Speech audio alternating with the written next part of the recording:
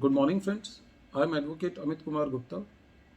अपने income tax के cases की सीरीज़ में आज जो मैं केस आप लोगों के सामने डिस्कस करने जा रहा हूँ, उस केस का नाम है Tirubala chemicals private limited versus income tax officer, and this case has been decided by G bench of Delhi ITAT and the matter has been decided on 6 October 2020.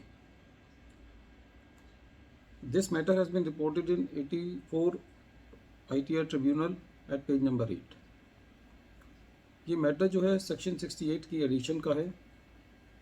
इस केस के अंदर असेसिंग ऑफिसर ने पाया कि असेसी ने 3 लोन लिए हुए थे और उन लोन्स पर असेसी जो है वो रेगुलरली इंटरेस्ट पे कर रहा था, और इंटरेस्ट पे करने के अलावा असेसी जो उसकी TDS की ऑब्लिगेशन थी वो भी पूरा कर रहा था। कहने का मतलब है कि इंटरेस्ट के ऊपर जो TDS बनता है वो भी असेसी रेगुलरली काट के जमा कर रहा था और अपनी TDS की रिटर्न्स फाइल कर रहा था। असेसिंग ऑफिसर साहब ने इन तीनों लोन की कंफर्मेशन कराने के लिए कलकत्ता जो असेसिंग ऑफिसर था उसको लेटर लिखा, क्योंकि जिन 3 पार्टी से लोन लिया हुआ था वो तीनों पार्टीज़ कलकत्ता की थी। क्योंकि वो 500 किलोमीटर से ऊपर खुद 131 इशू नहीं कर सकता, तो दिल्ली के AO ने कलकत्ता के AO को चिट्ठी लिख करके 131 का कंप्लायंस पूरा करवाया। जब कलकत्ता के ITO के पास ये रिक्वेस्ट पहुंची तो उन्होंने उन तीनों पार्टीज़ को 131 किया। 2 पार्टीज़ को जो लेटर था वो डिलीवर नहीं हुआ 131 का, और एक को डिलीवर हुआ तो उसने अपनी सारी नेसेसरी इन्फॉर्मेशन सबमिट कर दी, लेकिन पर्सनली वो 131 के लिए प्रेजेंट नहीं हुआ। AO ने इंस्पेक्टर को भेजा होगा क्रेडिटर के यहाँ, लेकिन उसने अपनी रिपोर्ट में ये लिखा कि वहाँ पे 2 पार्टी एग्जिस्ट नहीं करती, और इस बेसिस पर उन्होंने अपनी रिपोर्ट जो है वो दिल्ली के ITO साहब को भेज दी। दिल्ली के ITO साहब ने इस रिपोर्ट के बेसिस पर असेसी की सेक्शन 68 में एडिशन कर दिया, ये कहते हुए कि ये जो लोन्स हैं वो बोगस हैं। असेसी इस एडिशन के अंगेंस्ट जो है वो CIT अपील के पास गया। CIT अपील ने भी असेसी की बात नहीं सुनी, इसलिए असेसी को अपने इस केस के लिए दिल्ली ITAT के पास जाना पड़ा। मैटर असेसमेंट ईयर 15-16 का है।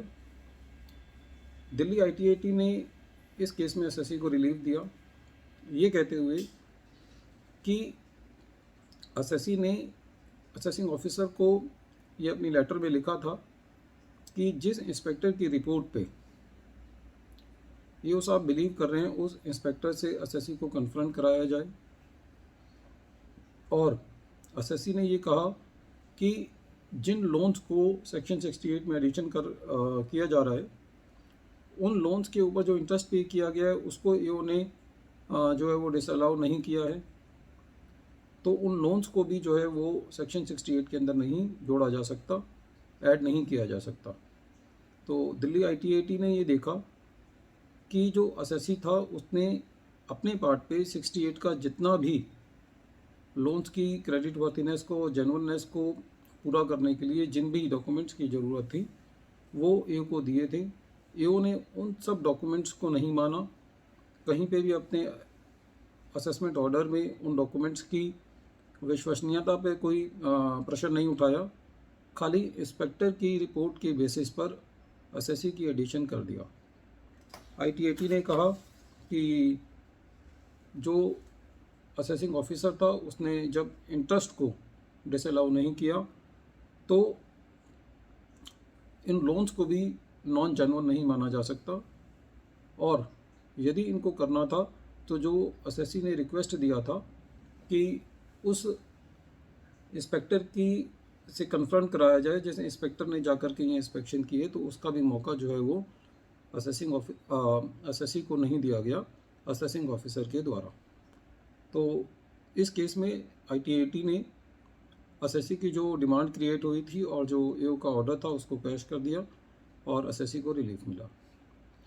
फ्रेंड्स, जब ऐसे ऑर्डर आते हैं तो इन ऑर्डर्स से थोड़ा सा हमारी टैक्स एडमिनिस्ट्रेशन है उस पर विश्वास बढ़ता है, क्योंकि AO लेवल पर इस तरीके की एडिशंस बड़ी कैजुअल तरीके से की जाती है, और जब असेसी को इस तरीके से रिलीफ मिलता है तो ये केसेस जो हैं वो हम दूसरे केसेस में भी इनका हवाला दे करके इनको यूज़ कर सकते हैं और हम रिलीफ ले सकते हैं। लेकिन इस केस के जो फैक्ट्स थे उसमें एसएससी का भी बड़ा काफ़ी कंट्रीब्यूशन था और एसएससी ने अपना होमवर्क बड़ा अच्छा किया था। एसएससी ने सारे क्रेडिटर्स की रिटर्न की copy, bank statements, assessment orders वो सब सबमिट किए थे और ये साहब को यहाँ तक बताया था कि जिन लोगों से उन्होंने लोन लिया था उन लोगों के यहाँ भी कोई कैश जमा नहीं हुआ था, उनकी सारी बैंक स्टेटमेंट्स थी। So in this case the homework of the SSC was also complete. So, because of that homework, the assessee was able to get through his case at the ITAT level. Friends, once again, I am repeating the name of the case. The name of the case is Tirubala Chemicals Private Limited versus Income Tax Officer. Friends, इस video के and में मैं आप लोगों से एक ये बात कहना चाहता हूँ कि जब कभी भी आप मेरे वीडियोस को देखें तो उन केसेस के डेलिब्रेशन को डायरेक्टली यूज़ करने से पहले आप केसेस के पूरे जजमेंट को पढ़ें ताकि आपको पूरे फैक्ट्स की जानकारी हो पाए, क्योंकि कभी भी दो केस एक जैसे नहीं होते। इन केसेस की डेलिब्रेशन का एक मेन मकसद ये है कि आपको एक मोटे तौर पे केसेस में क्या रेशो डिसाइड हुई है मैं उसके बारे में आपको बता पाऊँ। और इन वीडियोस को बनाने का कहीं पे भी हमारा ये मकसद नहीं है कि हम कोई प्रोफेशनल वर्क सीख करना चाहते हैं। हमारा खाली जो मकसद है वो ये है कि we want to share the knowledge. So because sharing of knowledge is a very noble work and for the professional maintenance and for the professional upgradation we are making these videos. Thank you friends, thank you.